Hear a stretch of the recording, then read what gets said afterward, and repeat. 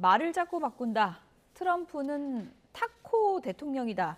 이런 비아냥이 계속되자 트럼프 미국 대통령이 본인의 SNS에 영상을 올렸습니다. 자신이 타코가 아니라고 강력하게 부인하고 있는데요. 영상 보시죠. 완전히 엉망진창인 상태다. 영국 일간 텔레그래프가 백악관 내 의사결정 시스템이 사실상 마비됐다고 트럼프는 최근 전쟁 스트레스로 경제되지 않은 메시지를 쏟아냈는데 이게 협상장의 혼란을 키우고 있다는 분석입니다. 트럼프는 항상 물러난다는 뜻의 타코라는 신조어도 또다시 거론됐습니다.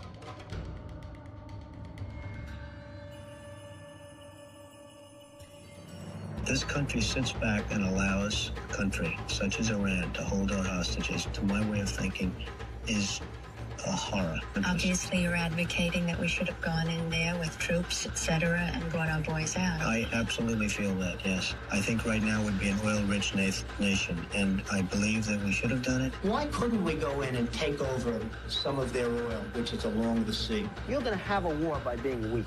The next time Iran attacks this country, go in and grab one of their big oil installations, and I mean grab it and keep it, and get back your losses, because this country has lost plenty because of Iran.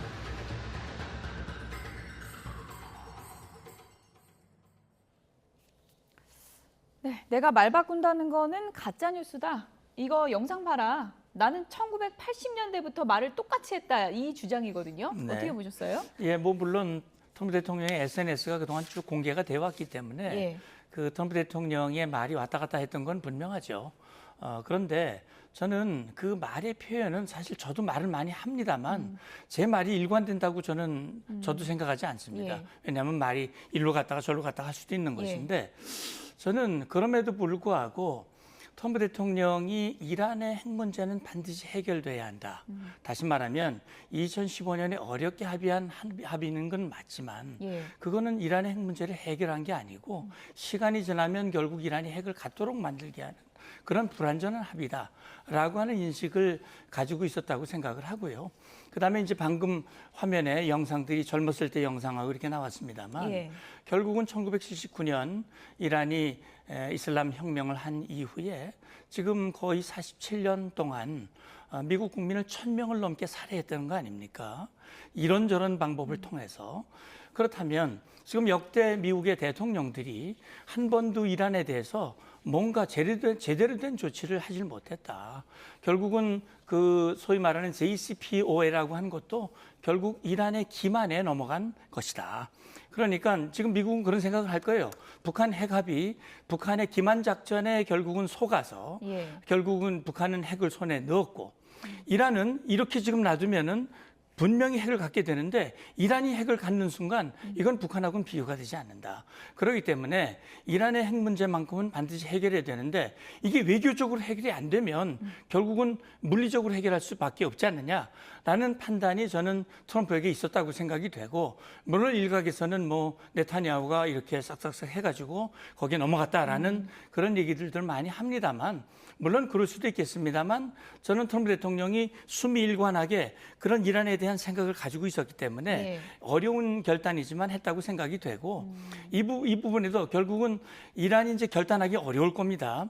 핵을 내려놓고 호르무즈에서 자기들이 해왔던 그런 통제권을 내려놓는 데는 거는 결국은 전쟁에서 지는 것이고 항복하는 것이기 때문에 어렵겠지만 아마 이 과정에서 어느 쪽이 정말 마지막까지 협상력을 가지느냐 하는 것이 중요할 것 같습니다. 네, 그 과거 영상을 좀 보면 80년대 이제 트럼프 미국 대통령 모습도 이제 확인을 해볼 수가 있는데 그 당시에는 사업할 때 아닙니까?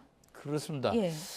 트럼프 대통령의 제가 한때 좀 심취를 해서 책을 한 9권 다 정독을 했는데 이제 거래 기술에서 하는 방법이 지금 전쟁의 기술에서 안 통하는 거는 뭐냐면 자 무일푼으로 카지노 사업을 해요.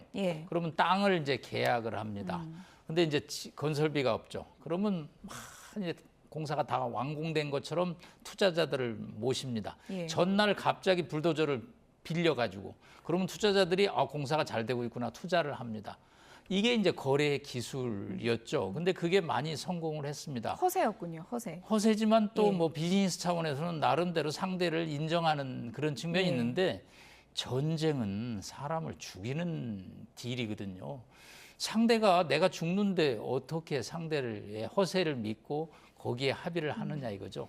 그래서 뭐 그동안에 또 비즈니스에서 또 뭐 뱅크럽이 돼서 부도가 나기도 하고 그래서 이제 또 대통령이까지 오고 그러는데 전체적으로 그 화면에서 봤던 측면과 지금은 상황도 많이 달라졌고 또 국제 정치가 복잡해졌는데 너무 비즈니스했던 기억을 가지고 이 전쟁을 다루고 있는 것이 좀 우려가 사실은 돼서 이게 제로섬 게임이 될 수가 없거든요. 예. 1차 대전이나 2차 대전처럼 항복을 하면 제로섬 게임이 되죠. 그런데 지금은 서로 양측에 카드가 좀 있는 거거든요. 늘 트럼프 대통령 You have no card 하잖아요.